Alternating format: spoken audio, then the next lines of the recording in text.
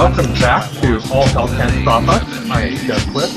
This is my weekly podcast / video show / media source that is an alternative to the MPAA, the IFPI, the RIAA, and all kinds of major media outlets, so that you can have something to listen to, maybe your trip to work, maybe your trip to school, your bus to school, and to have something to be there for you, to keep you not necessarily informed of all that's going on in the world, but just like little bits of information, little clues of what's going on outside of the computer screen, outside of your phone screen, and a way for you to have like a little bit of a glimpse into my life as well. I'm Jeff.cliff, as I hopefully may have pointed out, and you can reach me if you are listening to this at either Ricochet, actually no, my Ricochet, I'll get the Ricochet later. Anyway, jeffrey.cliff@gmail.com, or you can comment anywhere where this video is posted. Hopefully I will see it. And so today, unfortunately, all the people I invited did not have time to participate. So I have a couple of songs for you to hear. I'm trying a different sound setup. I had a little bit of feedback this week from someone who is listening to the show and saying that the last show, the sound quality wasn't very good. And I mean, it certainly wasn't. Like my sound quality here is a little bit restricted. I've been trying to keep from playing music out loud. Hopefully my laptop isn't loud enough to bother my neighbors all that much. And so I'm just going to see if this how this setup works. And hopefully this is a little bit clearer. Hopefully this video and microphone setup is coming through. If you can't hear me, well, if you can't hear me, you're not going to be able to tell me. But if you can hear me, post a comment or something saying that you can hear me, because that would be useful to know. In the meanwhile, I have since I have no guests today, as promised, I have two songs for you to hear. One of them is a really old one. I didn't realize it was Chopin, or Chopin. Chopin, am I pronouncing that right? Chopin? Anyway, it's his funeral march. And first of all, I didn't know it was his song. And second of all, I didn't know, I think it's just being performed in 1906. But in any case, this is like long since in the public domain. Probably was on a wax cylinder, and it's one of the recordings that I have from wax cylinders. The Internet Archive has a whole huge collection of wax cylinder recordings. I haven't downloaded it yet. If you ever need something to listen to, oh my god, go check it out. It's 100-year-old audio. It doesn't get any more interesting than that. But this one is Chopin's Funeral March. And then, or after that, there's going to be a Creative Commons song by a band called Vertigo called Girl and Supergirl. I think it's going to sound a little bit better when we listen to this later on YouTube, when you can kind of get a little bit more bass. My little laptop here doesn't have very good bass, so hopefully this is going to come through okay. But in the meanwhile, hopefully you enjoy. Chopin's Funeral March, played by the Uniform Concert Band.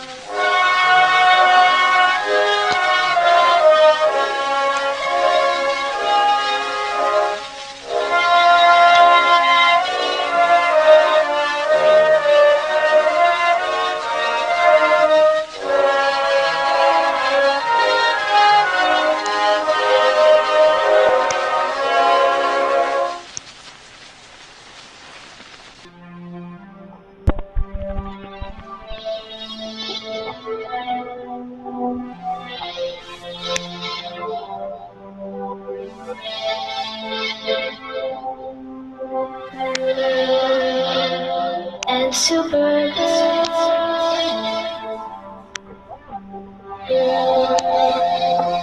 and supergirl, girl and supergirl, girl and supergirl, girl and supergirl, girl and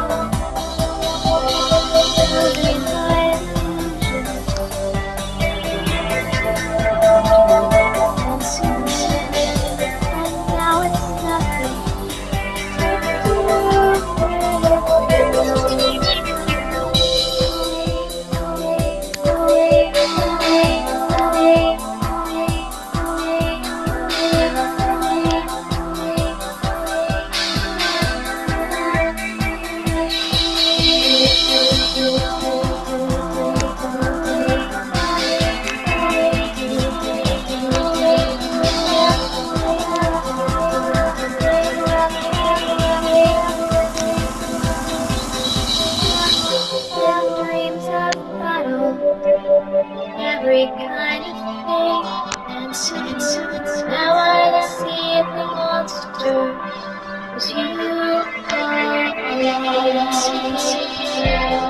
I could always hide in my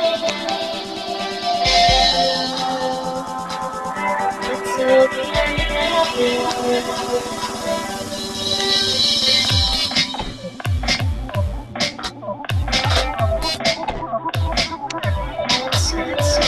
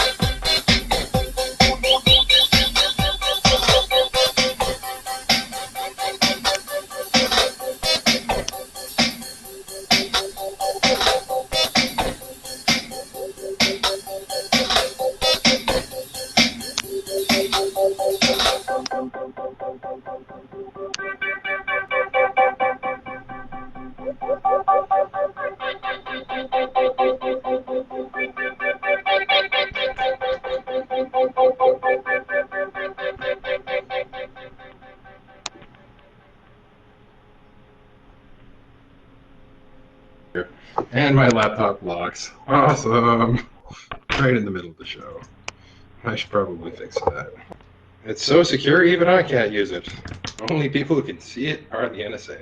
Awesome. Okay, anyway. So, that was the kind of musical interlude that I wanted to kind of play this episode. But, so, what has been going on? There's been a couple of things that have been going on this week that I kind of wanted to get into, but I've started to realize that there's so much that has happened over the past, well, quite a few years now, certainly my lifetime, that in order to explain the context of what is going on properly, I really have to go back a little bit.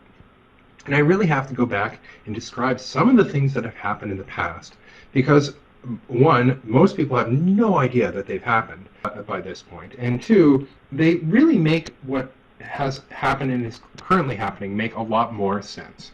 And so to kind of bring a little bit more details in, I wanted to talk a little bit about a couple of things that are kind of going on. And the first thing, but before I get too much into that, I got an email from Lead Now, and Lead Now has this urgent appeal. There's a petition attached, especially for Americans. And so Trump has done it again. He's done something else that we actually have to stand up and actually speak out against, because it is actually kind of a serious thing. And so what it is, so here's from Fight for the Future. I think I originally got this from Lead Now. Maybe I got it from Fight for the Future. Either way, quote, urgent. Leaked documents show White House is planning executive order to censor the internet. Does anyone remember when presidential candidates were seriously talking about not ruling by executive order? Wasn't that one of Trump's? I don't think he promised not to do that, but I seem to remember there was some discussion somewhere in the past couple of years, or past couple of U.S. elections, where the presidents are currently able to get a lot done just by writing an executive order and having the U.S. government implement that order. So basically the king says that something's going to happen and everyone kind of obeys it. That's really not how things are supposed to work in the States. There's Congress. They're supposed to be able to get laws from Congress and then have the president kind of approve those laws. That's kind of how it's supposed to work. But in any case, so quote, breaking leaked documents show that the Trump administration is drafting an executive order that, if held by the courts, could essentially end free speech on the internet. Well, I mean, granted, this is in the United States, so presumably this may or may not have a scope over Canadian speech, but knowing how much of our internet access goes through the States, it's basically de facto through Anyway, continuing on. Quote, the draft order would put the FTC and the FCC, headed by its notoriously corrupt chairman, Ajit Pai, in charge of monitoring and policing online speech on social media platforms, online forums, and more. Isn't that wonderful? Of all the people in the United States who could be like tasked with making sure that there's no censorship going on, that, oh, surprise, surprise, it's the Veracast head, our revolving door favorite, Ajit Pai, friend of the big networks like Verizon, and enemy of net neutrality, and not a friend of free speech at all, not even a little bit. This guy has made a pretty good name for himself as a total enemy of the internet, and he is going to have veto power over what? So continuing on. In charge of monitoring and policing online speech on social media platforms, online forums, and more. So all you people out there who have been saying, oh yeah, we need moderation, we need people to control what other people can say online, and we need the ability to silence people on Reddit and censor people on Twitter and remove people from Facebook for not abiding by the community guidelines. Well, guess what? Now all that power that has been created and all those tools that have been used to silence and censor people, that power is kind of trickling upwards. And there's a person at the top of that pyramid of power who is now using his position at the top of that pyramid to then use the infrastructure below him to control what is going to be said. And the person, I guess, who's going to be in charge of doing that, Ajit Pai, very experienced in taking large systems like the internet and breaking them even just a little bit. So we can expect bad things to come from this just from those two facts alone. So anyway, continuing on, it would give these bureaucratic government agencies unprecedented control over how internet platforms moderate speech by allowing them to revoke essential protections Congress laid out in Section 230 of the Communications Decency Act. Oh, that legislation, which was, if I remember correctly, part of the Telecommunications Act of 1996, I seem to recall, or at least was kind of related to that, which was even mentioned in Trump's book as an example of corruption in media control, and how Trump's book actually got this like dead on. I can't remember which one it was, but one of the 4 books of his that I've read, or at least that have been ghostwritten by him, he points out that it's like the reason we have laws like the Communications Decency Act is to prevent upstart competitors to the big network companies like Verizon from being able to successfully compete with them. And then, of course, they use the moral panic of the day, whatever it is, to convince people to basically allow them to have this power. Okay, so we have a comment here from the Peanut Gallery. The internet is very biased against conservatives. Listen to my other shows. I do talk about that a little bit in my previous episodes. But there is censorship of conservatives out there. And Ajit Pai is not going to necessarily be a friend of conservatives. Ajit Pai is going to be a friend of the big network companies, the big companies like Verizon, and probably basically any of the companies that have agreed to do the wiretapping and mass surveillance of American citizens. You can bet that they're going to be laughing all the way to the bank on this. So anyway, quote, CDA 230 is basic law that makes it possible for online platforms to let users post their own content and to make basic decisions about what types of content as private entities want to host. That's worded kind of strangely. It is a artifact of a time where there was a moral panic that isn't necessarily the moral panic we're going through right now. And the long story short is that it does allow a little bit of freedom for websites to not necessarily be just taken off the internet.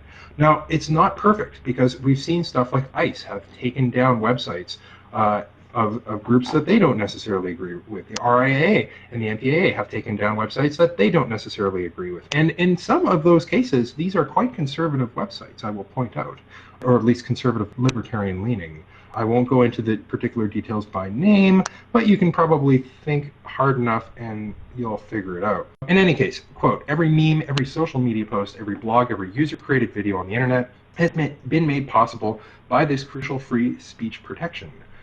Probably stretching it a little bit, but not by far. Anyway, continuing, in practice, this executive order would mean that whichever political party is in power could dictate what speech is allowed on the internet. if the government doesn't like the way a private company is moderating content, they can shut down their entire website down. And this is actually a crucial point, which, going back to the internet is biased against conservatives thing, right now the person in charge of this is going to be Trump and Ajit Pai. But Trump is not going to live forever, and Trump is not going to be the God King of the United States forever. Eventually, he's going to be replaced. And even if you don't buy that the internet's biased against conservatives right now, if you are worried about this sort of thing, you will notice that at some point somebody's going to get in control of this apparatus that isn't conservative, and they are going to use this power to silence and censor conservatives. It's going to happen. But if you're on the left side and you're thinking, yeah, well, that would be okay, because then we get rid of Trump and all these Trump supporters. And again, when the conservatives get a little bit more of their foothold on power, they're going to use it to censor you. There's no good that's going to come from this. And the CDA 230 is a really weak set of protections. It's not really all that good, but it does protect people from and websites from having the government just come in and shut them down. So anyway, quote, the draft order has already been resoundingly condemned by First Amendment and free speech experts from across the political spectrum. Let's see what these links are. We've got tech freedom, we've got public knowledge, and we've got Pan America, which, again, these are all kind of leftist groups, but regardless. Conservatives out there, if you are against this, I want to know about you. If you know of any group that's against this and coming out very publicly against on the right, I want to know about them. So anyway, sign the petition to tell the White House, don't break the internet with an executive order that makes the FCC and FTC the speech police. Uphold the First Amendment and leave the free and open web alone. Now, it's worth pointing out a little bit of the context of why Trump is doing this. Trump is doing this because of censorship on big platforms like Facebook and Twitter and Pinterest and YouTube and or Google or Alphabet. And let's see, do I have to bring up the list of websites that I and Alex Jones have both been banned from? In any case, there are conservatives being banned, and Trumpists, I will point out, who are being banned on all these platforms. And finally, Trump is doing something about it. Now, the doing something about it part is probably a little bit on the scary side, because he's putting someone in charge of a large amount of power and ability to control what is and is not said. So anyway, let's see what Pan America says. Pan America is usually pretty good at staying kind of neutral on these sorts of things and sticking to the facts, sticking to the implications on speech, etc. Anyway, quote, if this accurately reflects a resulting EO, executive order, it's an anti-American edict that would empower the FCC and FTC to be a viewpoint-based arbiters of online speech. Thankfully, the First Amendment forbids that. It's regrettable that this administration doesn't seem to know this. And then you get a whole bunch of people slamming Trump in the comments. Yeah, nothing really there worth reading. From Tech Freedom, draft social media bias executive order would create real internet speech police, as opposed to the ones that are merely just on Facebook, censoring people all over the place. I mean, yeah, anyway, one of my friends just got unbanned on Facebook. Like the amount of people getting banned on Facebook is just, it's ridiculous. We really do need to have access to better platforms, but the way to do that isn't necessarily putting someone in charge of the giant censorship machines that we've already built. And so, yeah, it's getting pretty serious one way or the other. And it's worth looking, if you're an American, seeing what's going on with this executive order. I don't know if it's been published yet. If it is, someone send it to me. But either way, go sign the petition. I'm going to leave a link where this video is posted. In the meanwhile, yeah, definitely keep your eye on that one, because that is a scary thing. And it's unfortunate because it's just a ratcheting of who gets to censor who. And at the end of the day, the President of the United States does have the ability to compel a lot of service providers to do things and not do things, including this sort of thing. So this is the fruits of people calling for more and more censorship. Well, guess what? We've now got it. So anyway, second thing I wanted to talk about is Kashmir. There has been a live fire in Kashmir between the Indian and Pakistani militaries, which is scary as all hell. Now, this has been going on for a couple of days now, and we haven't had the end of the world happen yet. But these two nuclear-powered countries are fighting. So just a couple of little clips. Al Jazeera has been covering this. But part of the problem is that the first thing that the government of India has done, or one of the first things, is they cut all communications to their part of Kashmir. No phone, no internet, no news people coming in and out, hundreds of people being arrested. Pakistan is worried that there's going to be a genocide going on, which at this point, there's no evidence either way. So, like, their paranoia is at least understandable. In any case, they, quote, the Indian government revoked the special status of Indian-administered Kashmir in its constitution, the most far-reaching political move in the disputed region in nearly 70 years. And it goes more kind of into detail for that. But the Indian and Pakistani government has been kind of bickering over how extreme of a move this is and whether it's acceptable, etc. But China has pledged its full support for Islamabad's plan to take up India's actions in Kashmir at the United Nations Security Council, according to Pakistan's foreign minister. That said, they've also told India that it's totally unacceptable for them to have revoked this and to basically get their shit together, in other words. So, quote, China has assured full support to Pakistan. Very interesting. Meanwhile, Pakistan is also asking Donald Trump to mediate this, which, good lord, we've got the person who's willing to censor the internet possibly going to be in charge of mediating this really volatile nuclear-tipped situation, and while hundreds of thousands of people have been completely cut from the communications networks in their lives. Good lord. So, Iran urges India, Pakistan to avoid hasty Kashmir decision. The Chief of Staff of Iran's armed forces cautioned Pakistan and India to avoid any hasty decisions in Kashmir, the semi-official Fars News agency reported.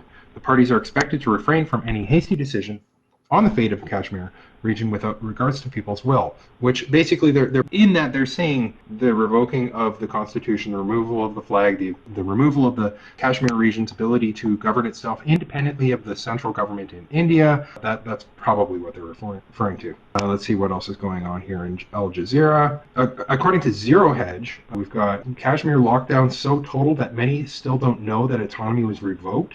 So because people are just so in the dark of what's going on, with all the soldiers, 40,000 Indian soldiers deployed to the area, cell phone and landline phone services are shut down. It's been down all week, and people don't even know that something is, I mean, they probably know something is going on, but they don't know that the Article 370 has been revoked. They have, quote, Kashmir has been turned invisible even inside Kashmir. Quote, heavy clashes erupted between Indian and Pakistani forces in Kashmir. So troops on the border along the line of control, quote, have exchanged heavy fire. Pakistani troops have fired mortars in the clashes. So that was on the 7th. So this is now 4 days later. We're still alive, thank goodness. But, quote, 250 casualties of civilians alone clashing with Indian security services in Kashmir. One hospital in Srinagar has received 50 bodies so far, with 14 dead bodies of Indian troops killed in violent clashes. So things are spiraling totally out of control over there, and we are kind of locked out of knowing what's going on. That is kind of one of the scariest parts. For all we know, things are getting worse day by day, but we can't tell. We don't know. Maybe things are calming down, maybe they're not. It's just a really terrible thing. Not just us being in the dark, but the people who live there. And so this is something like the Canadian government should definitely be doing something about. But as I kind of pointed out on Facebook today, the Canadian government's kind of got its hands tied because it's been promoting internet censorship. And so really we can't say to Kashmir, oh, let your people have access to the internet so the world can know what's going on.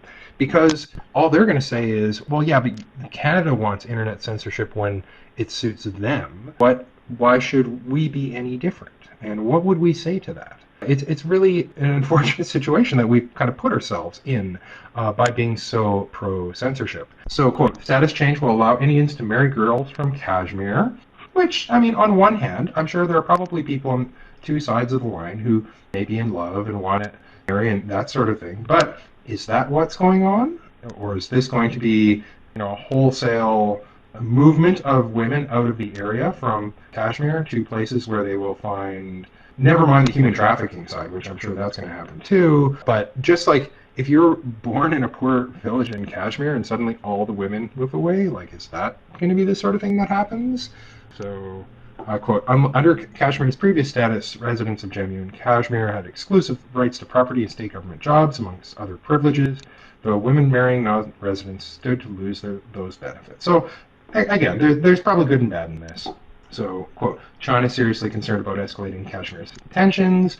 China's Foreign Minister Wang Yi told his Pakistani counterpart that Beijing was seriously concerned about the turbulence and escalating tensions in Kashmir. According to the statement, Wang, who met Shah Mahmood Qureshi for hastily arranged talks, said China will continue to firmly support the Pakistani side in safeguarding its legitimate rights. China, which also controls a section of Kashmir, said the issue would be resolved at the United Nations. And then Indian troops are firing tear gas at protesters. Pakistan has suspended trade with India. Pakistan, I think it was Pakistan's foreign.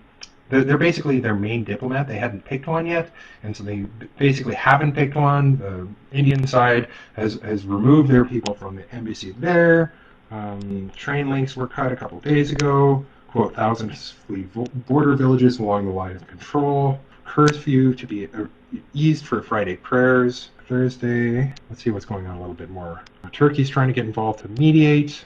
The Organization of Islamic Cooperation is expressing deep concerns. Modi, the Prime Minister in India, is sticking to his guns on this and trying to wait out any possible blowback on it, and really is viewing it and framing it in terms of the benefits to India, which I'm sure there's going to be benefits to India. You know, when you open an entire country up and tell them how they're going to be ruled, you usually only do that if it benefits you. So there's probably some marginal benefit for India in this. India tells China Kashmir is an internal matter, which is kind of funny given that China controls part of Kashmir if it wasn't so serious. Quote, China, India's move undermines our sovereignty. Quote, China has expressed serious concern and called for maintaining a status quo in the disputed region. Beijing criticized India's unilateral decision to turn Kashmir's mostly Buddhist region of Ladakh into an administrative territory directly ruled by New Delhi. Like, really, this is pretty serious when you have three now nuclear powers, India basically just up and taking territory from the other two. Like, it's really ballsy on their part, but very, very dangerous. And this could go nuclear, like, if things continue to spin out of control. So India's parliament approves of the resolution, removing the Article 370 from the constitution. Quote, Pakistan's army will go, quote, to any extent to support Kashmir, which, by the way, includes nuclear weapons. And then I think that's it from Al Jazeera. But in any case, like, this is a really dangerous situation. And we should be able to at least intervene or mediate on some level. But again, our hands are really tied right now, so we're basically left with pretty much watching as China and India and Pakistan resolve this, if they're going to. But as of this data is saying, there's still a hot war going on in Kashmir, which is what happens when you have countries take land using their soldiers and firing guns at each other. That is a war. That when you get to that point, you have now begun to actually enter into a war. This is a war with something like half the world's population in the direct area between India, Pakistan, and China. Like, this is a huge, huge deal. And so if I'm probably going to reach out a little bit in the next couple of days to the people I know in the region, but like, if you know anyone who can get information in and out of Kashmir, that's probably the biggest priority right now, is just like finding a way to get knowledge of what is going on the inside to the outside world. Is there a genocide happening right now? Are there thousands of people being just slaughtered and mass raped or something? Now, normally you'd say, well, yeah, why would you think that? Well, in the past maybe 50 to 75 years, that was what was happening in this region. And that was what, when either of these governments get absolute control over an area, this is the sort of thing that we see. Now, is that actually happening right now? We don't know. But it would be sure handy to get information out of that area. Now, the government of Canada has warned Canadians not to go there, obviously, because it is probably a little dangerous going to a war zone. But another thing that I was kind of pointing out, and I wanted to kind of read a little bit about, is the Anti-Terror Act of 2001, which restricts the ability of Canadians to do stuff like fundraise to help. And they were even referred specifically to Kashmir as a place where there may be charities that are doing charity work in trying to help people in Kashmir deal with their government situation, both India and Pakistan and China, and how easily it is for such charities to be criminalized in Canada. So, going a little bit turning the clock back a little bit. Actually, I'm starting to run out of time, so maybe I'm not going to get into this too much. But long story short, they specifically mentioned Kashmir. They brought up Kashmir because Kashmir was a volatile area then as now, and they knew that people in Canada would want to get to intervene and want to help promote the basic ideals of democracy and freedom in places like Kashmir. And so when governments were restricting what people could say and what communications mediums people could use back then, Canadians stepped up and they helped using whatever means they had available to them, or peaceful means at least, to provide food, to provide medicine to places, again, like Kashmir. So is this still possible now? Probably not. We've restricted ourselves so much that our ability to intervene directly is pretty much non-existent at this point. But we may be able to help on the side of what we still do have access to. And so there's that. Now, let's see, what have I actually got time for? Let's see, not all that much. So I think what I'm going to do is I'm going to end a little bit early, a couple minutes early. Hopefully you've enjoyed this show. Again, if you did enjoy the show, you can support it by subscriber star, villages, and other things like Bitcoin are also good. Could help me get a little bit better sound equipment, maybe, I don't know. And if you have any Creative Commons music you'd like me to play, send me a link, I'll give it a listen. And then if it's anywhere close to decent, I'll probably give it a play. And if you have anything you'd like me to talk about, also send me a link and we'll go through it as we go. Hopefully you enjoyed this show. As usually, you can download them after the fact at YouTube and Mega, and then hopefully other things in the future. So hopefully you enjoyed. I'll see you next show.